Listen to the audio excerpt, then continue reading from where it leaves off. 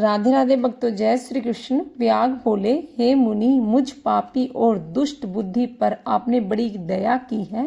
हे साधो, मैं आपका शिष्य हूँ, मेरे ऊपर दया करके ऐसा उपदेश दीजिए कि जिससे मेरी बुद्धि दुष्ट हो, अनर्थ कार्य करने में प्रवृत्त न हो।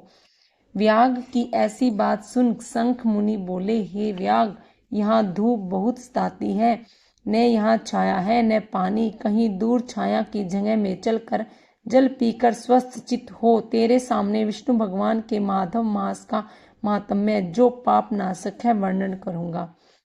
मुनि की यह बात सुन व्याग वहां से थोड़ी दूर पर एक निर्मल सरोवर पर ले गया, जहाँ पर जल के जीव बगुला, राजहंस आदि तथा मगरमच्छ आदि सरोवर में शोभा दे रहे हैं, तथा कुमदिनी, कोकनंद आदि अनेक प्रकार के कमल शोभा दे रहे हैं। भोरे गुंजार रहे हैं, पक्षी कलरव कर रहे हैं। किनारे पर बांस के वृक्ष और बड़कदम, इमली और सुगंधित वृक्ष आदि चारों ओर सुशोभित हो रहे हैं। वन के हाथी, हिरण, सिंह, सूर, गाय, खच्चर आदि विचर रहे हैं।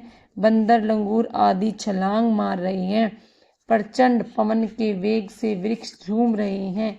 मुनि ने उस रमणीक सरोवर में जाकर स्नान किया और वस्त्र धारण कर नित्य कर्म पूजा आदि से निवृत्त होकर फल खाए।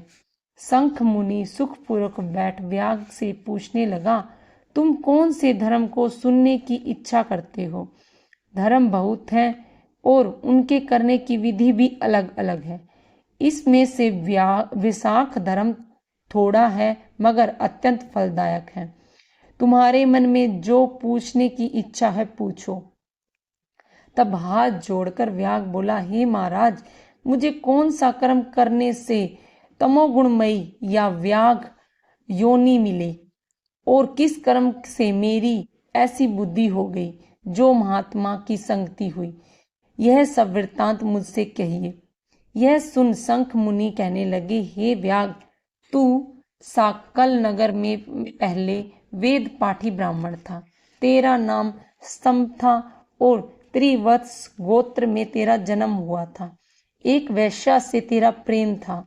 उसी की संगति के दोष से तू नित्य कर्मों का परित्याग कर शूद्र के समान घर आता था। इस प्रकार तुझ आचारहीन दुष्ट ने धर्म क्रिया त्याग दी, किंतु तेरी स्त्री ब्राह्मणी रूपवती थी।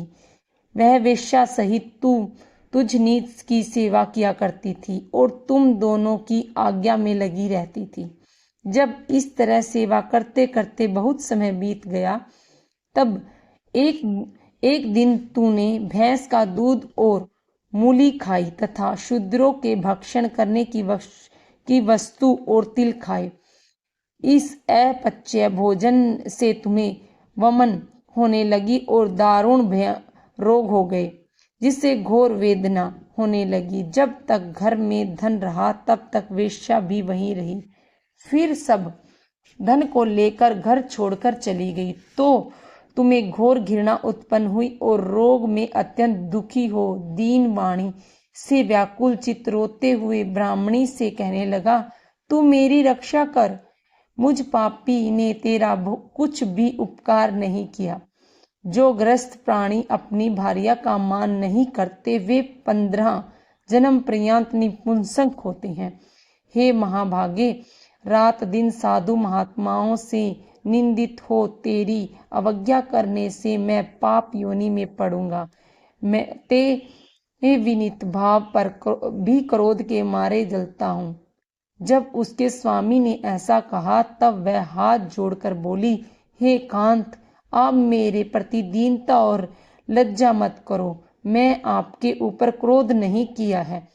मैंने पूर्व जन्म के पाप किए हैं, उसके भोगने में कुछ दुख नहीं है। ऐसे दुख को जो सहन करे वही साध्वी स्त्री और उत्तम पुरुष है। अपने पिता और भाइयों से धन लाकर वह शीर्याशी विष्णु भगवान की पूजा और तेरी सेवा सुशुद्रा से में लगी।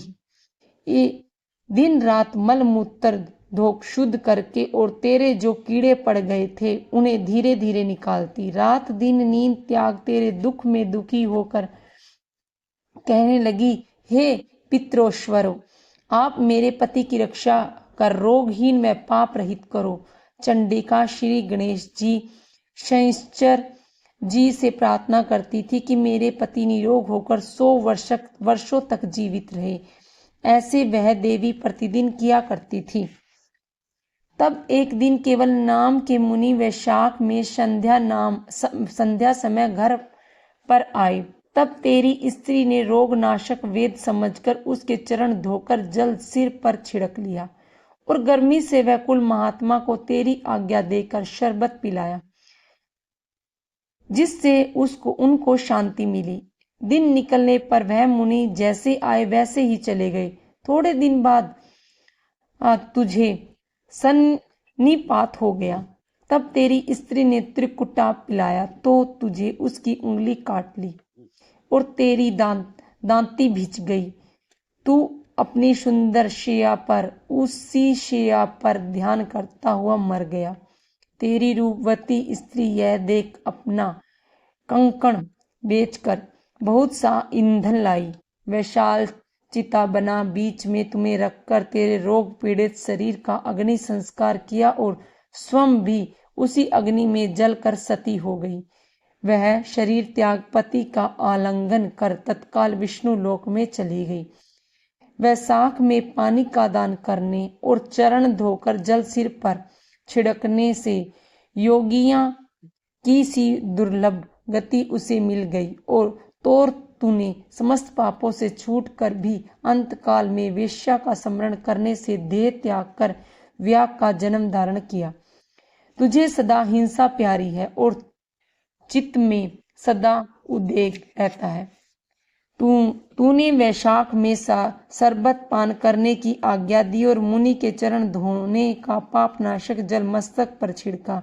उससे तेरी ऐसी बुद्धि हुई और सत्संगति प्राप्त हुई जिससे तूने संपूर्ण सुखों के हेतु धर्म पूछे। इस प्रकार तेरे पूर्व जन्म के किए हुए जो पाप और पुण्य कर्म मैंने दिव्य दृष्टि से देखे वे सब तुम्हें बताए हैं और जो कुछ तुम्हें गुप्त वार्ता पूछनी हो वह पूछ लो।